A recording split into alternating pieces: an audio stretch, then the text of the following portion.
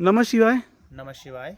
क्या नाम है जी आपका? पंकज जिंदल, कहाँ से हैं आप? कुरुक्षेत्र हरियाणा। विपश्यना के बारे में आपको कैसे ज्ञात हुआ? विपश्यना के बारे में मुझे अपने फ्रेंड सर्कल से पता लगा। वो फ्रेंड सर्कल जो मुझे जो है उसी समय पे मतलब हमारे फ्रेंड्स बने थे प्राणायाम के माध्यम से। प्राणायाम में हमें विपश्यना का पता लगा कि विपश्यना भी कोई पद्धति है। पर ये पद्धति क्या है, इसको सीखने में और उनके बताने के बीच का हमारा समय का जो अवधि है वो 1 साल लग गई मुझे। 1 साल सीखने में लग गया 1 आपको? साल उनके बताने से विपश्यना तक पहुँचने में। ओह! या तो विपश्यना करने से पहले आप किसी दान ध्यान प्रक्रिया में थे, मेडिटेशन करते थे आप? या कुछ ऐसा जिससे आप उसका आपका उस उस परम तरफ पिता परमात्मा की ओर कुछ जुड़ाव हो, कुछ लगाव हो? लगाव तो ऐसे था जी, सिर्फ हमारे पास एक ही जरिया है प्राणायाम। इस प्राणायाम। प्राणायाम के माध्यम से ही हमें पता लगा कि हमें ध्यान भी करना चाहिए, क्योंकि प्राणायाम में एक छोटी सी टेक्निक है, 1 या 2 मिनट के लिए हम ध्यान लगाते हैं। लेकिन उस ध्यान के उसमें हमें जो है पहले ये था कि किसी आकृति को लिया जाए, किसी मंत्र को लिया जाए या किसी स्वरूप को लिया जाए।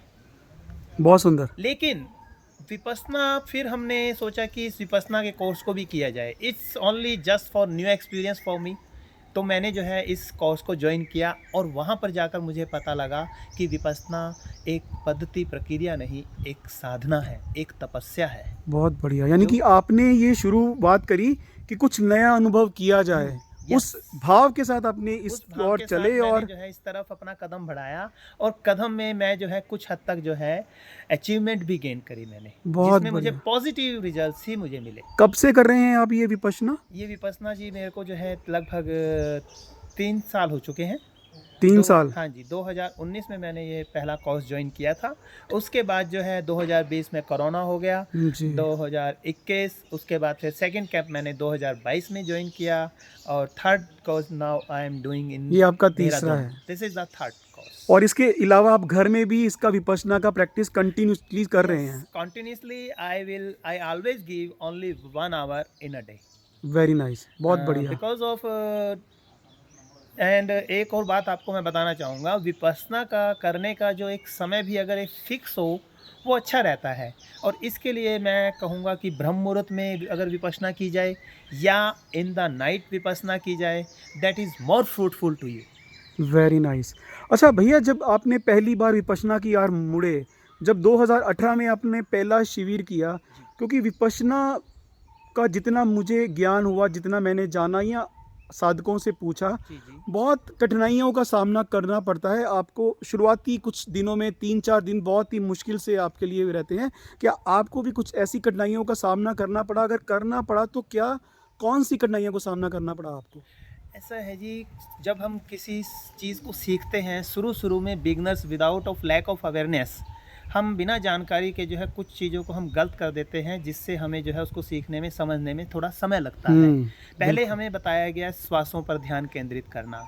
हम श्वासों में ध्यान केंद्रित वही जैसे कि हम जो है बच्चा बुद्धि है, तो हमने जो है प्राणायाम वाली टेक्निक में ही हमने जो है गहरे लंबे श्वास लेना शुरू किया, गहरे लंबे श्वास छोड़ना शुरू किया।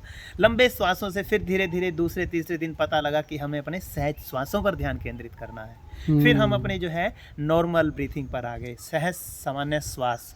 उसके बाद धीरे धीरे हमें पता लगा संवेदनाओं के बारे में कि वो संवेदनाएं हमारे शरीर के ऊपर अनुभूत करनी है।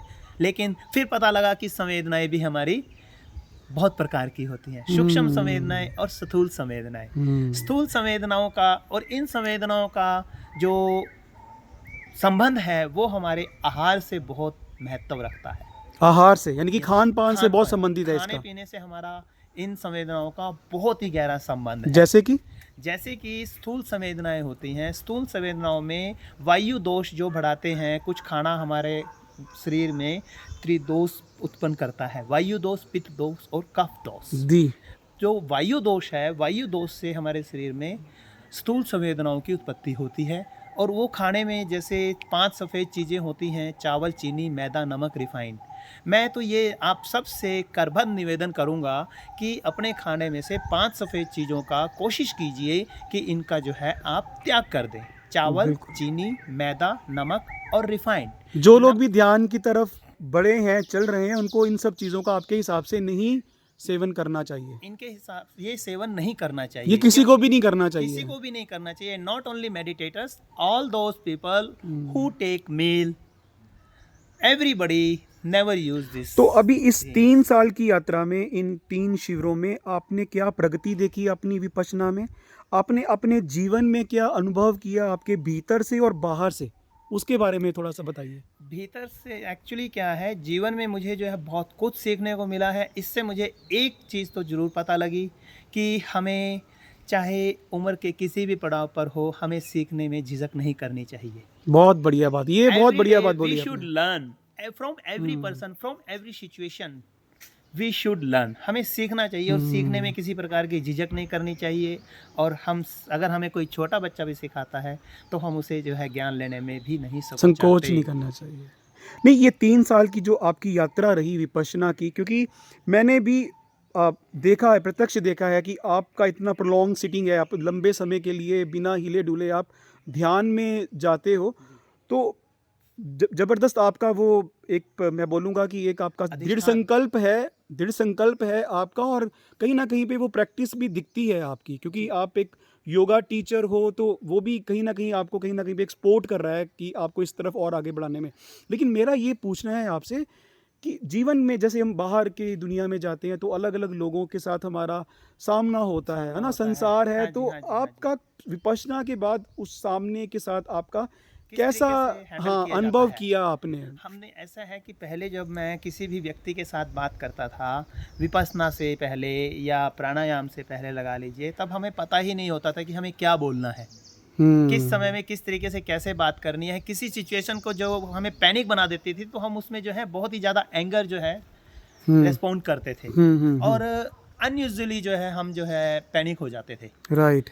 तो after doing this Vipassana course we control over all विकास। यानी कि आपने काफ़ी चीज़ों के ऊपर, आपका कहना है कि आप अब लोगों को, जैसे कोई भी आपको किसी तरह से क्रोध में बोलता है या आपको किसी कारण से क्रोध आता है, वो कहीं ना कहीं पे अब समभाव में जाना शुरू हो चुका है। कोशिश ये करते हैं कि हम उसका जो है तुरंत रिएक्शन ना दें। रिएक्शन ना दिया जाए, इसलिए जो है पोलाइटली उसको सुनो, समझो और बस। तो विपश्यना बेसिकली हम ये कह सकते हैं कि आपके जीवन में बहुत ही एक प्रोग्रेसफुल रही है, बहुत ही पॉजिटिव रिजल्ट्स रही है। और हमारे दर्शकों को क्या कहना चाहेंगे आप विपश्यना के बारे में? जुड़ना चाहिए और क्यों जुड़ना चाहिए? देखिए, हम अपनी तरफ से तो ये कहेंगे कि विपश्यना एक बहुत ही अच्छी विधि है, और ऐसी विद्या है जो आपके जीवन में एक तो आपके लक्ष्य को निर्धारित करने में सहायक है। आपको क्या चाहिए वो आपको मिलेगा। पॉजिटिवली जो है आप इसको विपश्यना को कीजिए, और तप के साथ जो है बिल्कुल मन से कीजिए और तन दीजिए। तन का मतलब ये है कि अपना पूरा ध्यान श्वासों पर दीजिए। पहले अपना ख्याल रखिए, अच्छे से खाइए, अच्छे से पीजिए, अच्छे से अपने स्वास्थ्य का ख्याल रखिए, स्वस्थ रहो और मस्त रहो। और सबसे बड़ी बात जो मुझे बहुत अच्छी लगी आपकी, कि आपका उम्र क्या है उसकी तरफ अब ध्यान ना दें, जब जागो तभी सवेरा। जी। तो जैसे ही आपको लगता है कि भाई अब मैं लेट हो गया हूँ, लेकिन मैं करना चाह रहा हूँ, मैं करूँ कि ना करूँ, मेरी उम्र बीतती जा रही है, बीत चुकी है, मेरी इस उम्र पे बड़ा पड़ाव में हूँ, कैसे कर पाऊँगा, भगवान आपको रास्ता दिखा रहे हैं, मार्ग दिखा रहे हैं, हमारे थ्रू मैसेज दे रहे हैं, तो ज़रूर ही आपको इसके साथ जुड़ना चाहिए। यस। और मैं अभी आपका दिल से आभार प्रकट करूँगा कि आपने अपना समय दिया और हमें इतना, हमारे दर्शकों को इतना ज्ञान दिया आपने, उसके लिए आपका तहे दिल से आभार करता हूँ। नमः शिवाय। नमः शिवाय। स्वस्थ रहो, मस्त रहो, be happy, be healthy, take care all of you.